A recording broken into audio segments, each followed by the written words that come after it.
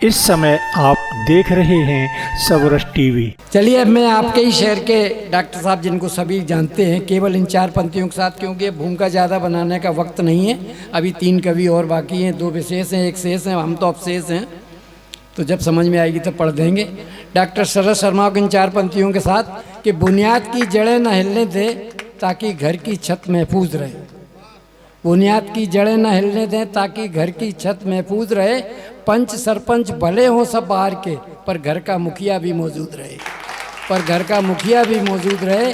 और बेशक करो मेहमानों का सत्कार धुआंधार तुम, पर अपनों की मेजबानों की अनदेखी ना हो ताकि अपनों का वजूद रहे।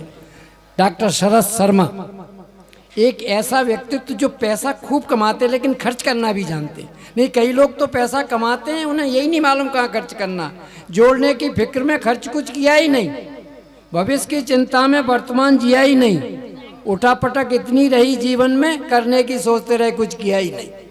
लेकिन हमारे शरद शर्मा जी बहुत बढ़िया काम कर रहे हैं, पवित्र काम कर रहे हैं। साहित्य के द्वारा शिक्षा भी मिलती है और सुनने को अच्छी बातें भी मिलती हैं और ज्ञान बढ़। आदरणीय माता पिता, गुरुजन, मार्गदर्शक, महानुभाव, अनुज, अग्रज, आज मैंने पहली बार जीवन में जाना है कि जीवन का असली धन अपना होना होता है। क्या बात। और उससे भी बड़ी पूंजी अपनों का होना होता है अपने जीवन में। क्या बात है, वाह डॉक्टर साहब, वाह, बहुत बढ़िया। आप जीवन में कितना भी रुपया पैसा जोड़ लेना, कितने भी ऊंचे पद पे पहुंच जाना, लेकिन उस खुशी को मनाने वाले लोग जब तक नहीं है, सही बात, तब तक वो खुशी अधूरी है, तब तक वो हर उत्सव फीका है। बहुत सही बात। अगर तराजू के एक पलड़े में जिंदगी के सारे सुख रख दिए जाएं और एक पलड़े में आपका प्रेम रख दिया जाए, तो निश्चित तौर पर मैं ये दावे के साथ कह सकता हूं कि आपका पलड़ा ज्यादा भारी होगा। क्या बात।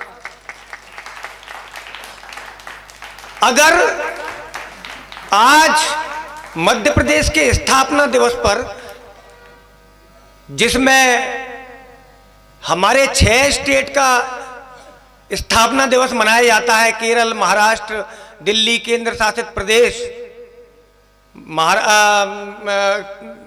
कर्नाटका, मध्य प्रदेश और छत्तीसगढ़, इस पे आज हम मध्य प्रदेश का स्थापना दिवस मनाते हुए जो 1 नवंबर को कार्यक्रम रखते हैं, साथ में ये दिवाली का गोवर्धन पूजा का कार्यक्रम हुआ, आरती जिन लोगों थे शुरुआत में, आज आपने अपनी शुभकामनाओं के साथ इस उत्सव को एक बड़े महोत्सव में तब्दील कर दिया है। मैं अगर आपको धन्यवाद कहूं तो ये बड़ा ही तुच्छ शब्द होगा। अभी मेरी डिक्शनरी में ऐसा शब्द नहीं बना है जो आपके प्रेम को उर्वरण कर पाऊं और उसको लौटा पाऊं। बहुत बढ़िया, बहुत बढ़िया। पर मैं ये इस मंच से ये दावा करता हूं और आपसे वादा करता हूं कि मैं आज जो कुछ भी हूं आपकी वजह से हूं, और ये मैं साथ में ये भी वादा करता हूं कि आपके लिए ही हूं। बहुत बढ़िया, बहुत बढ़िया। मैं आज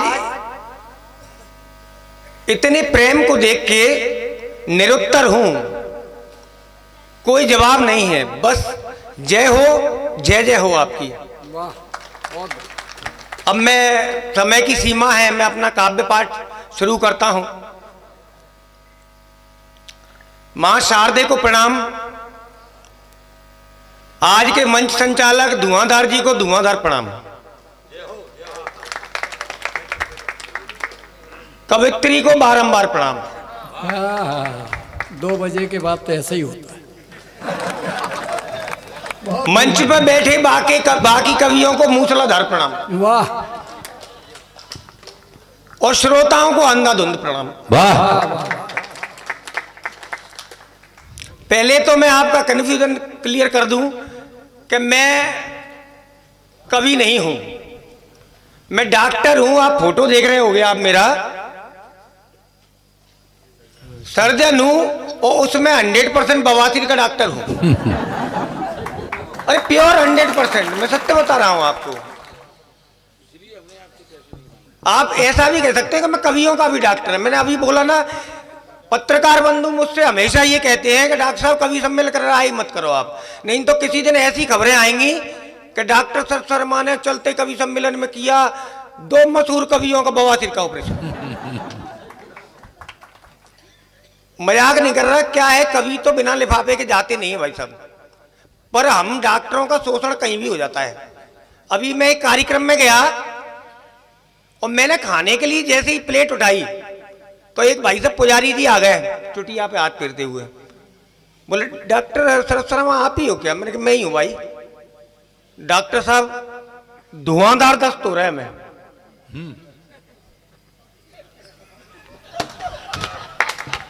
तो मैंने कहा धुआंधार जी के पास जाओ। मैंने कहा भाई मुझे तो खाना खा लेने दो। कह रहे डॉक्टर साहब दवाई लिख दो। मैं दवाई लिख दी। बोले कोई परहेज? मैंने और देखो ऐसा है कि शंख जोर से मत बजा देना।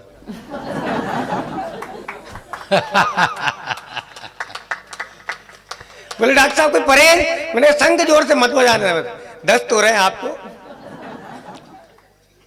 मैं बताऊं भाई साहब, अद्भुत डॉक्टर हूं मैं, और मुझे सत्य कह रहा हूं, ऐसा पता नहीं ऐसी दिव्य शक्ति आ गई है बवासीर के ऑपरेशन करते करते। वो विधायक जी चले गए शायद, मुझे लग रहा है गए।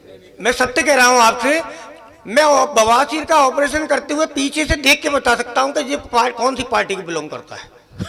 क्या बात है। तभी तो नहीं चले गए विधायक जी। हाँ नहीं, सत्य कह रहा हूं। पिछली बार 2 साल पहले जिन लोगों को कोरोना का याद होगा, यहाँ पे जो इससे पहले पूर्व विधायक थे उन्होंने लेजर मशीन का उद्घाटन किया था और उस पर लिखवाया, पत्रकारों ने ये फ्रंट पे खबर छापी थी कि ये पाइल्स की मशीन बनेगी बवासीर के रोगियों के लिए वरदान। और भाई साहब वो सत्य हो रहा है। आज सबसे ज्यादा अगर किसी को कोरोना में फायदा हुआ है तो मुझे हुआ है।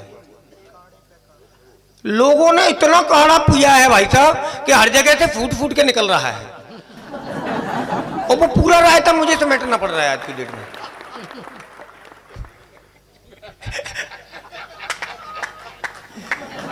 मैं अभी आ रहा था कवि सम्मेलन में, तो साहब एक महिला ना सांड को रोटी खिला रही, खीर पूड़ी खिला रही। मैंने कहा बहन जी दुनिया गाय को खिलाती है, आप सांड को खिला रही हो? बोले डॉक्टर साहब हमारे पति ना हड्डियों के डॉक्टर हैं, इसको सुबह खिलाती है संध्या तक 6 की तोड़ देता है, और 5-6 प्लास्टर अपने पक्के हैं। मैं सत्य कह रहा हूं आपसे। मुझे लोग कहते हैं आप हास्य कवि कैसे बन गए डॉक्टर में से? अरे भाई इतना हास्य है। मैं अपने चिकित्सा, एक मरीज आया मेरे पास, बोले वो डॉक्टर साहब मेरे को ब्लीडिंग हो रही है। तो मैं कुछ जैसे लिखने वाला था, डॉक्टर साहब नहीं रुको। मैंने क्यों? इंजेक्शन मत लिख देना। मैंने कहा क्यों? बोले आज शनिवार है, शनिदेव नाराज हो जाएंगे। मैंने कहा बेटा लगवा लो, नहीं तो यमराज भी नाराज हो सकते हैं।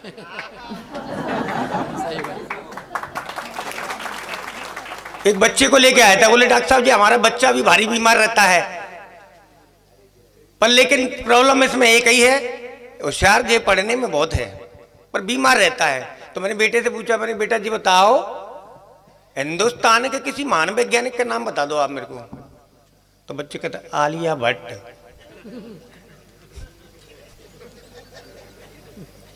कह रहा डॉक्टर साहब इसकी बातों मन मत जाना, ये तो तला है, आर्यभट्ट बोल रहा है।